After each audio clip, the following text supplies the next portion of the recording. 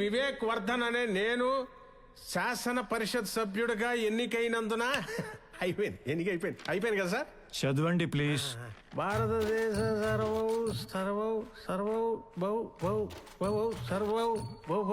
సార్వభౌమాధికారాన్ని ఆయన చెప్పిందే చేస్తానని, సమగ్రతని కాపాడుతానని, నేను స్వీకరించబోయే కర్తవ్యాన్ని అశ్రద్ధతో శ్రద్ధాశక్తుల ఏంట్రా నువ్వు చెప్పేది? ఆపండి.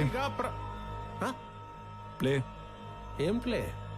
ప్రముఖ పారిశ్రామికవేత్త మరి కాసేపట్లో ఎమ్మెల్సీగా ప్రమాణ స్వీకారం చేయబోతున్న మిస్టర్ వివేక్ వర్ధన్ ఇంట్లో లభ్యమైన మృతదేహం. ఆ మృతదేహాన్ని క్యాబ్ డ్రైవర్ ఇస్మాయిల్దిగా గుర్తించిన పోలీసులు.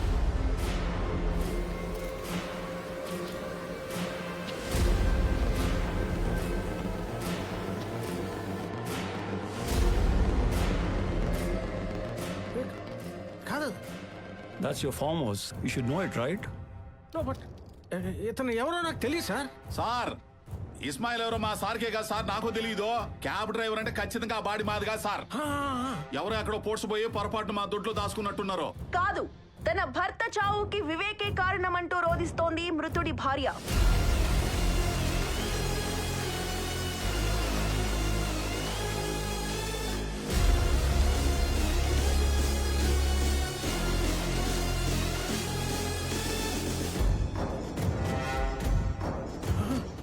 దివాకరం, ఎవరితో తెచ్చావురా? అమూల్య ఆ సచ్చినోడికి పెళ్ళం ఎలా ఇద్ది?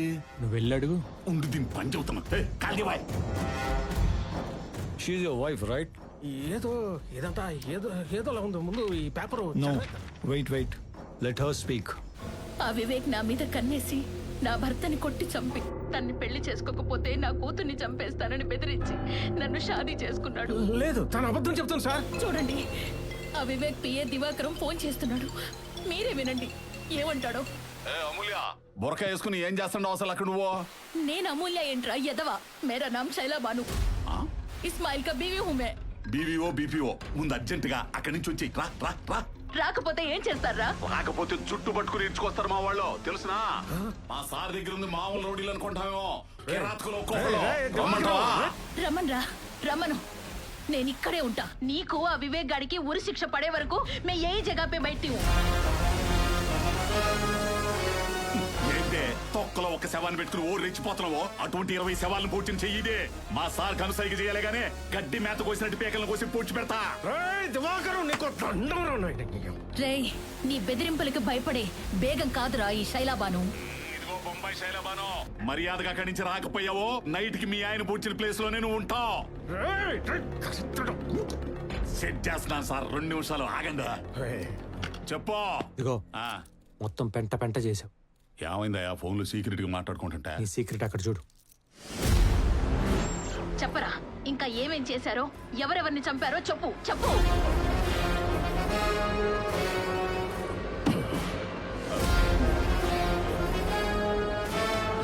హలో, ప్యారగాని చెప్పులు షాపా? కొండ ఐస్ క్రీమ్ మీద చెర్రీ పండు ఏమైనా ఉందా? గుండె ఐస్ క్రీమ్ ఉందంట, కావాలా? నేను కంప్లీట్ నేను చదివేస్తాను. జైలుకి వెళ్ళి చదువుకోండి.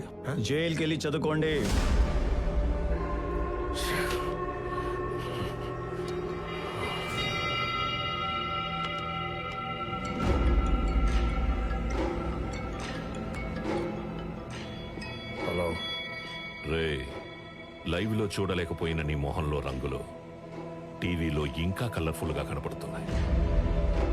ఇంకా నిన్ను కాపాడడం ఎవరి వల్ల కాదు. నిన్ను కూడా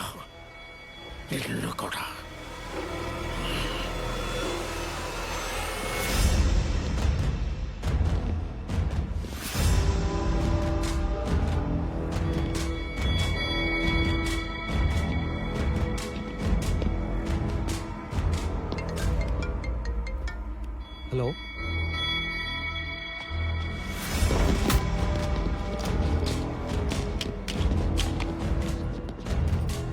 నేను మాట్లాడతాను, నువ్వేం భయపడుకో. సార్, మీ వాళ్ళు ఎవరో మా నాన్నే తీసుకెళ్లారంట. చెప్పాను కదా ముందే, నాకేదన్నా జరిగి నేను ఊరుకున్నా, నా అమ్మాయిలు ఊరుకోరని. అది కాదు సార్, మీరు ఒకసారి చెప్తే. ఎన్నరయ్యా, 24 గంటలు పట్టుకొని కలిగితే వింటారా? వినరు. ఆ పనికి మాలిన తండ్రిని లైట్ తీసుకుని నా బెయిల్ పని చూడు.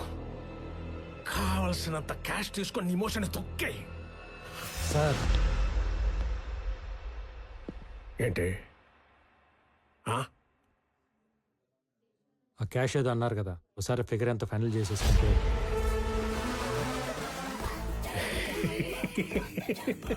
వచ్చావయ్యా.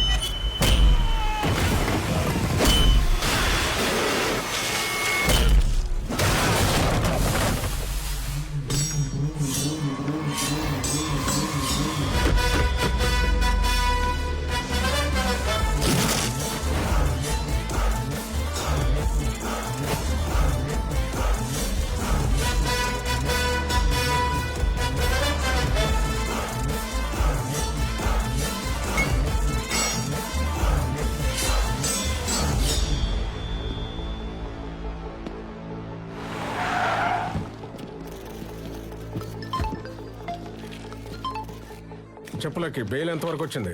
చాలా కష్టం సార్. మీ అభిమానులు చేసిన పనికి మిమ్మల్ని బయటికి తీసుకురావటం ఎవ్వడి వల్ల కాదు. ఆ? అవును సార్, పాపం సిన్సియర్గా లీగల్గా పనిచేసే మనిషిని తీసుకొచ్చి బ్లడ్ బయటకు వచ్చేలా కొట్టారు సార్. ఆ కొడితే? కొడితే ఏంటా, నేను మీ మనిషిని కాబట్టి మీరు ఇచ్చిన డబ్బులు తీసుకుని గమ్మునుంటా, కానీ అభిమానులు ఉండరు కదా. నీ అమ్మాన్లా? అవును సార్, మీ రేంజ్కి మీకే అభిమానులు ఉంటే మరి నాకు ఉంటారు కదా.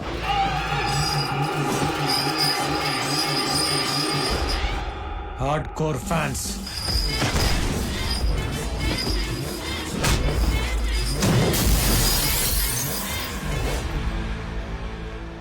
మిమ్మల్ని మీ వాళ్ళు ఎలా ఫాలో అవుతుంటారో మా వాళ్ళు కూడా మా నాన్న అలాగే అబ్జర్వ్ చేస్తూ ఉంటారు, సైలెంట్గా. మరి అంత ప్రేమున్న మా నాన్నే తీసుకొచ్చి కొడితే చూస్తూ ఊరుకుంటారా చెప్పండి?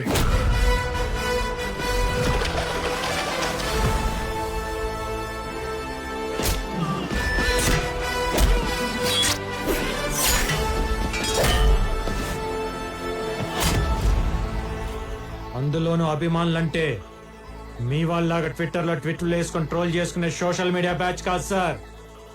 ఆంధ్ర నైజాం సీడెడ్ మాస్కా అమ్మ మొగుళ్ళు. నోట్లో పానేసుకొని షర్ట్ మడత పెట్టి దిగితే కట్అవుట్లు ఇరగాల్సిందే, ఫ్లెక్సీలు చిరగాల్సిందే.